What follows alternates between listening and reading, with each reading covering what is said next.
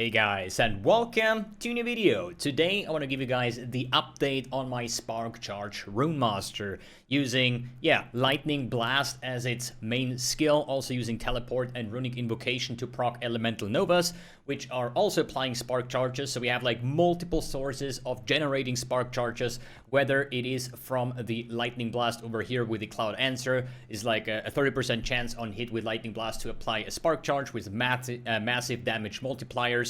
Then we are utilizing or building around the fragment of the Enigma for getting these explosions, the cast a Spark Charge when you teleport onto enemies, for example, the +1 lightning skills, and especially 2 lightning damage for Spark Charge per intelligence. So this is an intelligence stacker. We are currently on 155% intelligence, also using the Mad Alchemist's Ladle, which says 1% increased cast speed per 2 intelligence. So we're scaling high amounts of intelligence, getting ridiculous amounts of cast speed, flat damage for our Spark Charges from the fragment of the Enigma, and then we're also using or utilizing the Elemental Nova with the Spark Charges over here. So all of our Ele Novas, whether it's Ice Nova, Fire Nova, or Lightning Nova, are also applying Spark Charges.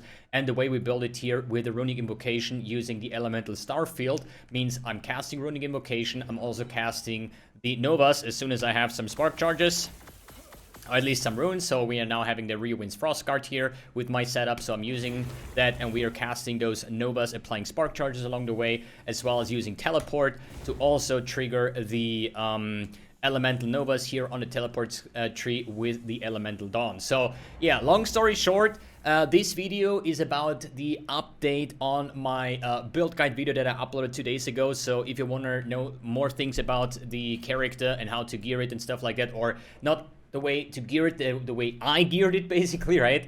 Because there is so much min-maxing potential in this character, but I've been having a lot of fun, and I said in the previous build guide video where we were at like corruption 200 or something, I said I want to get this character to a level 100 as well as pushing to around about 500 corruptions, so just to see if this build is capable of doing so, and we did today. So we're now level 100 on this character, and we pushed our way on the Empowered Monolith to 500 plus, and it was actually not hard at all, I would say. So I would say from like 400 to 500 we occasionally start dying from random stuff, but this is usually on the start of the map, because once we go into Echo, we do double Flame Ward to generate up to like 2000 ward, then we use our Teleport, Runic Invocation, and this is basically our flatline, I don't know, 3000 ward or something to start off the Echo, and this is our critical point of just getting randomly one tap basically, right? But as we find our way, as we blow our packs with Spark Charges and hitting monsters and critting monsters, we generate sparks, like we generate ward and stuff like that. And usually I'm running around between 7 to 10,000 ward in the Echo, and like about 12,000 ward or so against single target. So this build has been an absolute pleasure to play in my opinion. It has very good clear, very good speed, like echoing speed. We have very good single target DPS because we do have burst damage with our Teleport Runic Invocation setup. So map starts, Runic Invocation, we're gonna get our Flame Wards up, and now we're just gonna try to stack up our first like 5,000-6,000 ward. So we're now at like 5,000, so now we should be quite safe when it comes to that. As I said, damage-wise, it is pretty sweet in my opinion. The clearing with the extra chains, with the increased chaining range is absolutely fun to play. We also have a freeze mechanic to just block certain boss abilities or runic mages. As you see, damage is actually really good. And there is still so much potential to go even further with this build. So today I want to talk about the upgrades that I've done to the build, which kind of like legendaries did I get, what was my goal. And as you see now, standing in the poison sheet, like we almost died here just because the damage modifiers on like 500 plus are starting to stack up, and things that you never cared about is all of a sudden doing quite some damage. But this is like kind of obvious, I would say, since monsters do have like 500% increased health and damage. So now just random stuff can technically one-shot you if you stand in shit. So this would be the point where now I would say skill takes over gearing, because even if you didn't thought about it, you know, just randomly you're just getting popped and you're like, wait, what was that? But then you stand in a poison puddle or, yeah, just stand in some lethal abilities. But overall, at 500 is not that detrimental, I would say. I haven't pushed any further, so I don't know But just judging from like getting from 200 to 300, 400, and now 500, at like 400 plus, I started to randomly die in echoes where I said like, wait a second, what just happened? What just hit me? I have no idea what just killed me, right? But this is just like the learning curve that you would have going forward and trying to like, yeah, push into higher corruptions. So, and the echo is clear, as you saw, absolutely no problem. We did the mage, we did everything, so absolutely no problem. Good. What were the changes and what are the further plans for this build or for last Epoch in that case?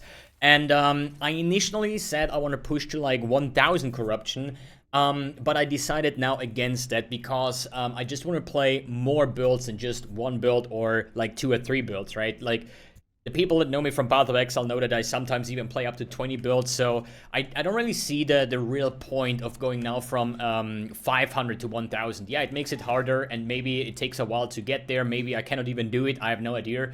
But I think 500 corruption is like a decent point. I can do all my prophecies. We're now level 9 on the Circle of Fortune. All my prophecies, even the high corruption ones, are like 320 or 350 corruption or so. And we are now on 500, so I can do whatever I want on this Runemaster anyways, right? And the gearing part is getting to, or start getting a bit tedious, if I'm honest, because I did start to manage to get like 4 legendaries by now that are somewhat decent, and I still have like another 2 LP ladles over here that where I just don't have a good exalted base that I can slap on, right? I have another 1 LP over here, and these were like chance to shock, like this is a failed production, this is a failed production. It's like literally the same as the one that I have right now, just with a little bit worse rolls. So at the moment, you know, I'm just farming for better ones that I can mix with the, like, it should be crit multiplier, spell crit, cast speed, a combination of that. Maybe the only thing I found is like once, like over here, what is that? That is T6 spell crit, right? It's usually, this is exactly what I usually find, is like one T6 mod where the rest is like kind of like trash and needs to be crafted, and then I try to craft and I try to null off, and the T6 is gone. And yeah, it's just like hunting for bases that you can merge on the ladle. So I have to, but I, as I said, don't have the legendaries for it, or the say the exalted items for it, right? So let's check out my gear, what has changed. I think the helmet is new. This one is like a little bit better when it comes to the... It has like more armor than the previous one. It has critical strike chance base. It's not the best one, the best base, but it's like a decent base, I would say. It has T7 intelligence. We have crafted lightning blast. There was the vitality on it, right? I'm pretty sure there was intelligence on it, but I just said, like, you know what? This is actually a very good showcase over here. So we have here T2 vitality sealed, right? My face is in the way, but you just get the idea. So instead of trying to roll chaos spam it to maybe get level of lightning blast, or even to yeah, try something like annuling it off with the rune of removal, you know, a tier 1, tier 2 is easy to seal, so what you would do is just use your Glyph of Despair, seal that modifier, has a chance to either get sealed on its own position or to upgrade, and you just keep on hammering that. I think T1 is 100% guaranteed, T2 is like 50%, and then you have this like one open spot where you can like craft on your Lightning Blast, and the other suffix modifiers, whatever you can get, right? So mine is actually T4 health and T3 necrotic resistance. There are other mods that would have been better, but I ran out of fortune potential, but the most important thing here, the T7 intelligence and T5 lightning blast is pretty good. And the extra points I'm using basically over here. So I usually had 2 points into lightning attunement, and since I have the +2 helmet, I removed 1 point, put 2 points into arcing power, and then get the surging influence for the chaining range. And this combination feels so freaking good for clearing, and we still have a pretty good uptime on the lightning attunement. The ladle is pretty much the same as we had before. The chest is pretty much the same as before. Getting crit immune basically, partly from our skill tree here. I think it was the mage tree, Runemaster, it was somewhere here. Bonus damage from critical strikes with the catalyst, 48%, and then we have like 60 something on the chest here with the tier 6 mod.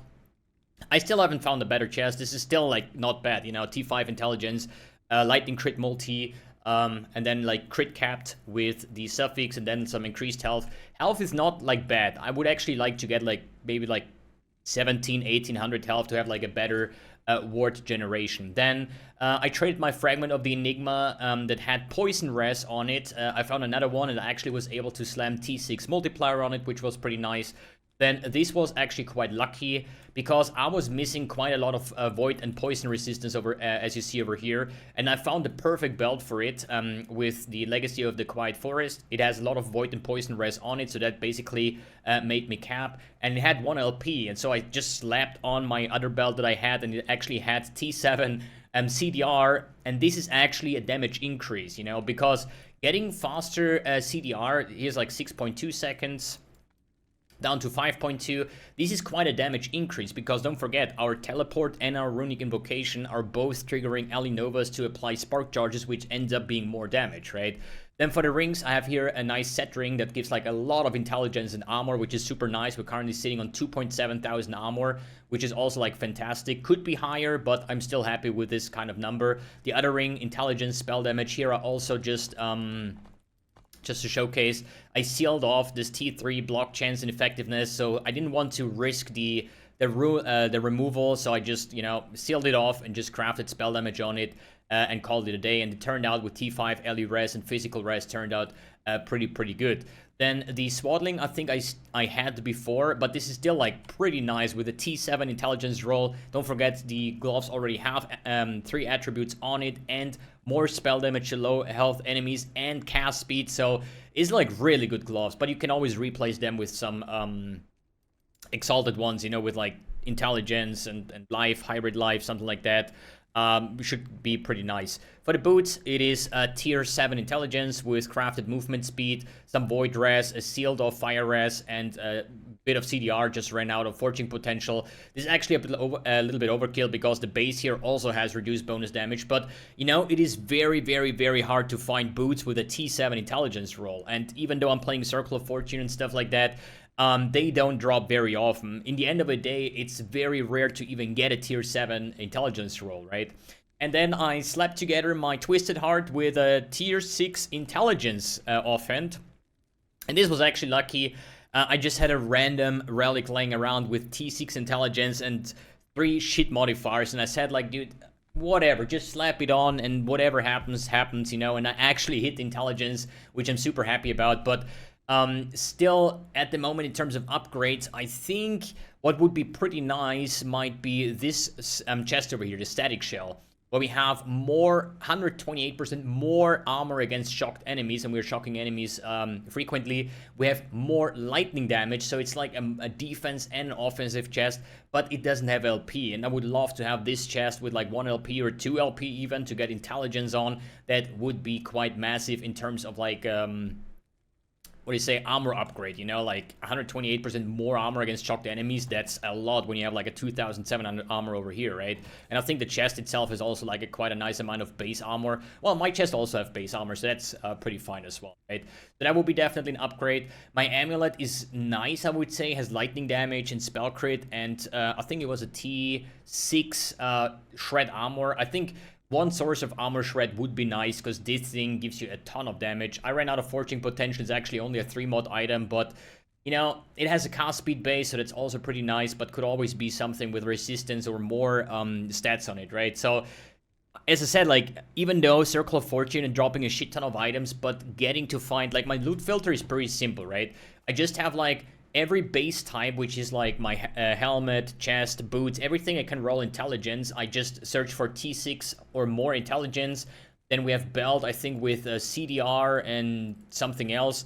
Wand, 3 affixes, which is probably crit strike chance, crit multi, and cast speed. The same with the offhand catalyst, right? It's like, there is not many mods that I'm actually looking for, so this is basically my loot filter. The rest is just disabled, because all I care about is high amounts of intelligence or multiplier to slap on, and I'm just telling you, it's not easy to find bases. So finding uniques with LP is one thing, but finding good bases to merge them together is another thing, right? As I said, I found today 2 ladles with 2 LP, and the entire day of grinding to level 100, I didn't find one wand where I would say, hey, I'll slap this on. All were like this, you know, at 1 tier 6 mod, and the rest is trash. So I could try to seal off a modifier, try to annul on a modifier, maybe craft on crit multi or something, and then just slap it on and hope that these two modifiers get chosen, you know. But you know, having something like a double tier 6 or a T7 mod would be my choice when I'm gambling that, you know. But I didn't drop it,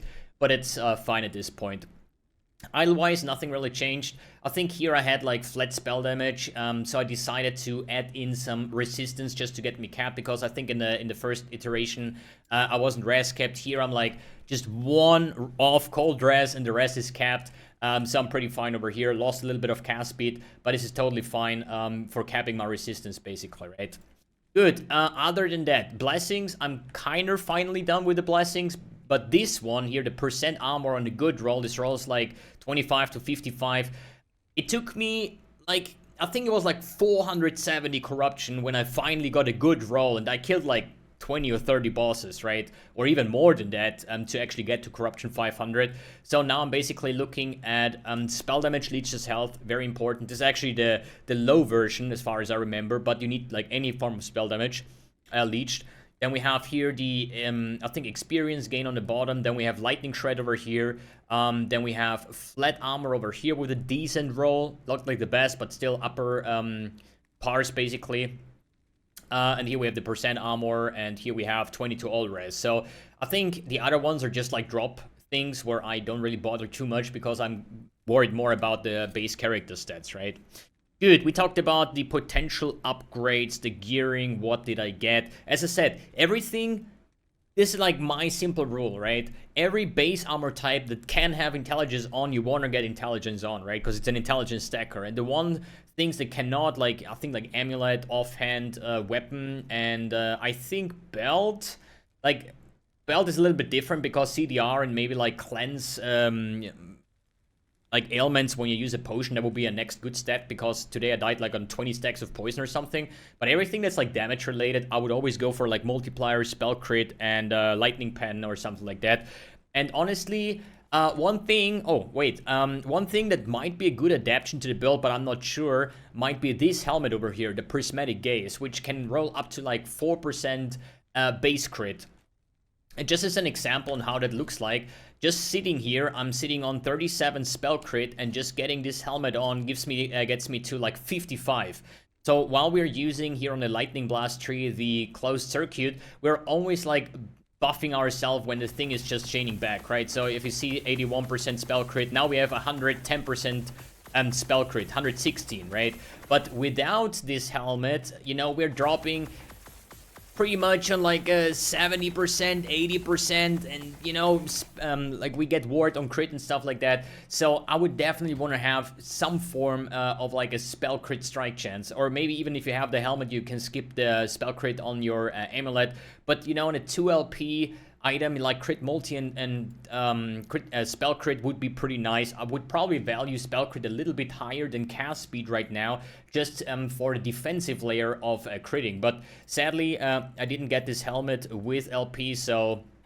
And without LP, I don't think it's worth it. I'm losing the intelligence. I'm losing the quality of life of the chains, you know. So I don't know if I want to do this kind of trade-off. Good. The last Epoch planner is in the description below if you want to see all the talents. If you're interested in how the build works, then please watch the build guide video. This is just like the update on what I've done to the character, how it turned out. And yeah, I would say I'm off now to the next build. I'm not sure which one it's going to be, but I just want to get like a better understanding of multiple builds to compare them to each other, like a normal low life build, maybe a ward stacking build, a typical life build like 3,000-4,000 life, and then see like where's the problems, you know, because as of right now, as far as I see, everything that is a ward build is successful, and everything that's a life build is not successful. So there is definitely a lot of balancing issues. I think Warlock and Falconeer are like the two most OP classes right now, probably followed by Runemaster, but everything else I think is like not that good, or it's definitely needing some balance, because you just need to watch the leaderboards and what is the highest corruption, stuff like that. It's usually one of those three classes.